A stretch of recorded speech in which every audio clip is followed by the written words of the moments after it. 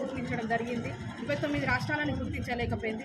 అలాగే అసెంబ్లీ ఎలక్షన్లని గుర్తుండి ఢిల్లీకి కానీ గుజరాత్కి నిధులు కేటాయించడం, అలాగే ఏపీ ఆంధ్రప్రదేశ్కి నిధులు కేటాయించి వాళ్ళకి మద్దతుగా పలికి మన తెలంగాణ రాష్ట్రానికి అన్యాయం జరిగింది.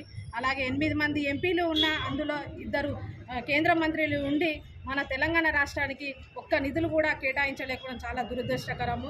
అలాగే కేంద్ర మంత్రులు తెలంగాణ రాష్ట్ర ప్రజలందరికీ క్షమాపణ చెప్పాలి. మోడీ ప్రభుత్వం తెలంగాణకి మరోసారి తీవ్ర అన్యాయం చేసింది. మనకి కేవలం మొదటి నుంచి చెప్పుకుంటున్నాము, కేంద్ర ప్రభుత్వం మనకి ఏమి ఇయ్యదు, పెద్ద గుండుస్తున్నది. అది ఇప్పుడుకి అమలైపోయింది, ప్రతి తెలంగాణ ప్రజలందరికీ తెలిసొచ్చింది. కాబట్టి మన బడ్జెట్ అంటే ఒక బీహార్, ఏపీ, అలాగే గుజరాత్, ఢిల్లీని గుర్తున్నది. కానీ మన తెలంగాణ రాష్ట్రానికి కానీ ఎలాంటి నిధులు ఇవ్వకపోవడం చాలా చాలా దురదృష్టకరం. దీనికి తప్పకుండా బీజేపీ మంత్రులు కానీ ఎంపీలు కానీ తెలంగాణ రాష్ట్రం మొత్తానికి క్షమాపణ చెప్పాలని వేడుకుంటున్నాను.